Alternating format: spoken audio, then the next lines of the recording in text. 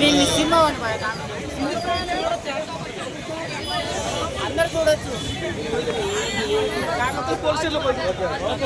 చాలా బాగుంది. సినిమా చాలా బాగుంది. Thank you so much.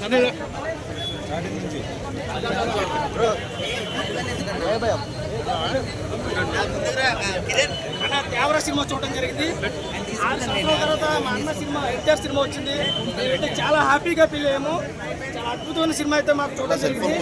ఇంటర్వ్యూల scene last వచ్చేసి మన క్లైమాక్స్ సీన్ అయితే చెప్పవసరం లేదు. ఫస్ట్ ఆఫ్ ఆల్ అనిరుద్ధికి అయితే కంగ్రాట్ చెప్పారు. ఎందుకంటే బ్యాక్గ్రౌండ్ నుంచి చించపరిచాడు బట్టి. అదేవిధంగా కొరటాల శివ గారి కోసం చూసుకుంటే ఆయన రాత తేత కోత మోత దేవర జాతరలాగా ఒక సినిమా అయితే చాలా అద్భుతంగా అనిపించింది.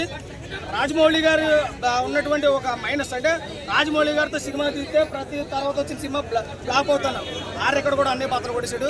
ఎక్స్ట్రాడినరీ సినిమా అయితే మా వాడు ఏలెట్టడానికి రాలేదు. సినిమా ఏలేయడానికి వచ్చాడు. నిజం చెప్తున్నాడు, ఏలెట్టడానికి రాలేదు, ఏలేయడానికి వచ్చాడు.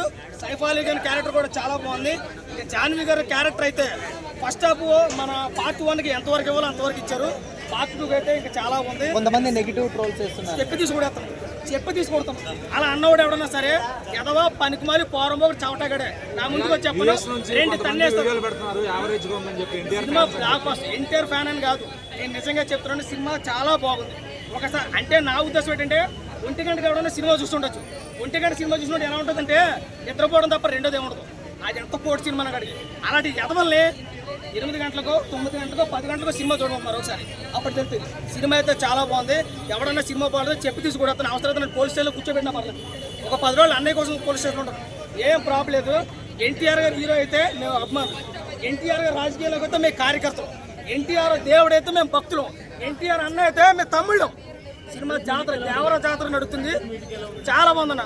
అనిరుద్ధ్ తెలుగులో ఈ టైప్ ఆఫ్ మ్యూజిక్ మళ్ళీ ఒకసారి ఇవ్వలేడు. ఒకవేళ మనకి తమిళ ఇచ్చుకుంటే అన్న